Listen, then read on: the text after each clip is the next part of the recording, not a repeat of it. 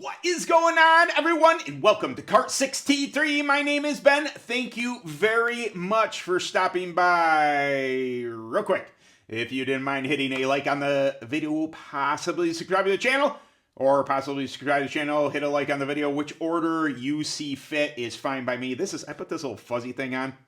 I hear some cracking every now and again in my audio, and I thought maybe the fuzzy thing, it tickles the side of my face. It's weird. Anyway, I'm very excited today. I got to pick up some things today. I've been very excited about. Maybe I'll be showing you a picture of said item. Really, 2 weeks to the first race. Supposedly the first race, if weather's good enough to hold out and this and that. I'm not sure I'm going to make it. I mean, I can buckle down and do it. The challenge, I said Thursday, so if you didn't know, Dirt Kart Racer, been going live with Wesley from Kinetic on Thursdays, talk about all things karting, kind of like this channel.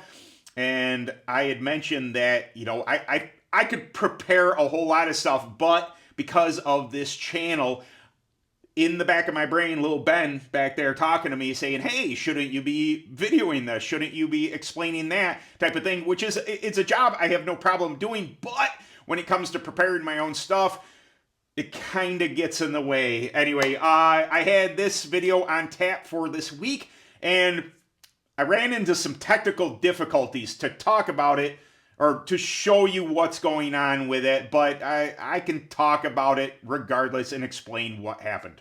Okay, so I had the thought of tire prep, wiping versus rolling in a bath of prep.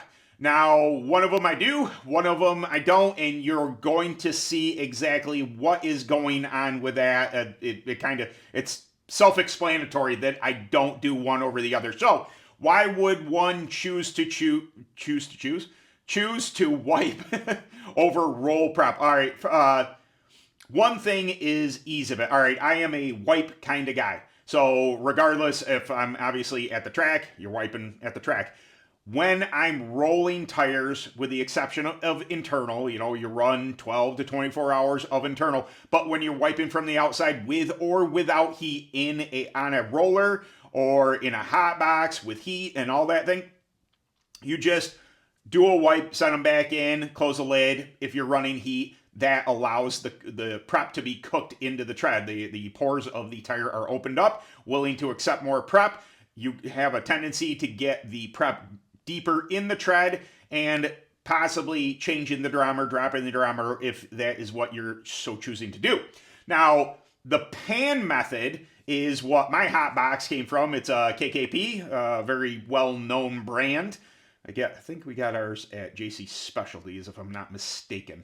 I think like BMI or something online, BMI Kart Supplies, they might have KKP as well. Anyway, mine came with a roll pan, and for the life of me, 5 years ago, I took the pan out, and I don't know why I took the pan out.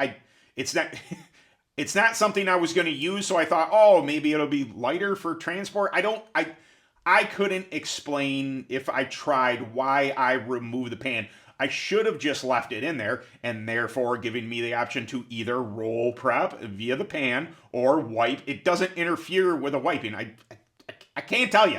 I do wackadoo stuff sometimes, and for the life of me. Anyway, I was fighting with the pan to get it back into the roller to show you how this would work, and I can't get that without removing a bearing or one of the rollers. I can't get the pan back in.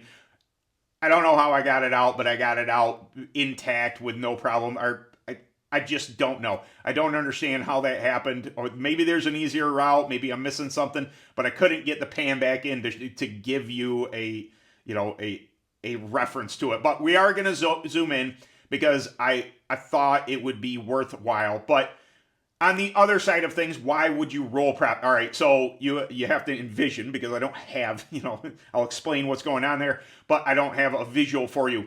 The pan is just a half moon, or not even a half moon, a quarter moon, a layer of prep would set in. You put your tires in, you can adjust how high or low that pan is setting to make sure that your tires are getting saturated with prep. and you would turn your tire machine on, and it would just slowly rotate in the bath of this. Now, I can understand if you're running heat or something, if you want a heck of a durometer change or something, my only thing would be you're gonna have to figure out what your parameters are. So with wiping, and the reason I choose to wipe, I just did a set of tires the other day. What did I do? I did 6 wipes. 6. I did 6 wipes. I know in my head, I can write that down. 6 wipes of prep. That's how much prep I put on the outside of these tires. When you're rolling a pan, I think the only way to do it is you're going to have to go by a timestamp. Okay, I put XYZ, prep in there. I use TrackTac, like always. I put GK1 Blue in the pan. I rolled the tires with heat for 10 minutes, for 20 minutes, for 30 minutes, 4 hours. I don't know. It depends how long, and that is going to take a whole lot of figuring out, not only the performance on tire on track, but what exactly that does to the durometer, how far that prep actually penetrates the tread and does what you're asking it to do. I don't know this. I've never known the answer to that question, so I choose to go ahead and wipe. And I assume most people do, unless you're, maybe you got it dialed in. Maybe you know that if you use Better Than Goat Pee, and you pour that in there, and if I roll Better Than Goat Pee for 20 minutes, that is a perfect set of tires that gets them to the durometer I want to. It's just it's something I've never really done. Obviously, you're gonna be able to see that.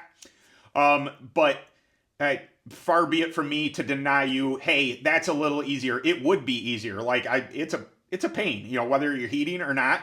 Okay, I got the heat on, I'm rolling these tires, I do one wipe, I walk away, I do some other stuff, come back, I do another wipe, put them back in. It's a little bit more of a pain, to whereas if you had that pan of prep that it was just constantly rolling in, hey, 30 minutes has passed, cut the thing off, drop the pan down, whatever it is.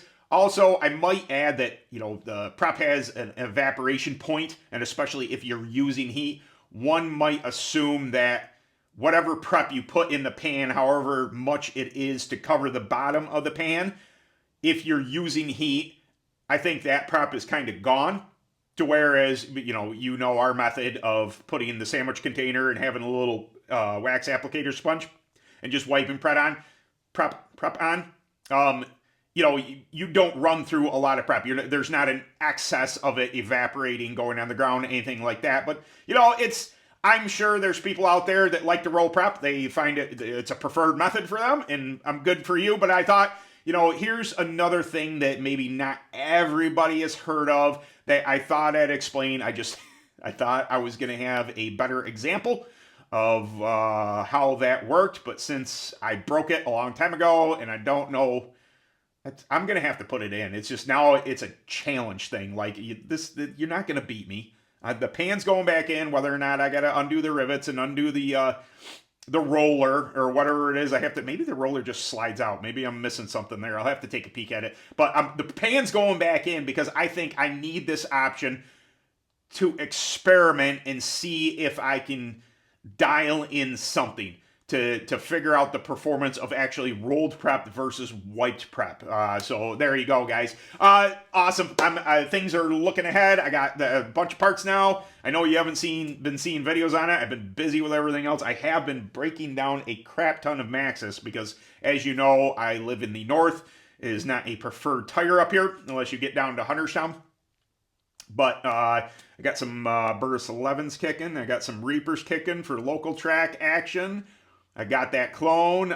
Really, really excited about this year's activities, and hopefully I'm going to bring a lot of that to you on this channel and be able to explain a little bit more. Like I said, I'm a UAS guy getting into this clone stuff, and it's going to be a whole new experience for me, so I'm brand new to it. I'm much like some of the people that might find this channel. You don't know what you're doing. You don't know what you're looking for. I had to ask today how much oil actually goes in a clone. That's how much I don't know about that particular engine package, but now I do, and these are, you don't know things until you learn them. Words of advice from your friend Ben. So, all right, guys, I super appreciate you coming by, and we'll catch you in the next video. Later.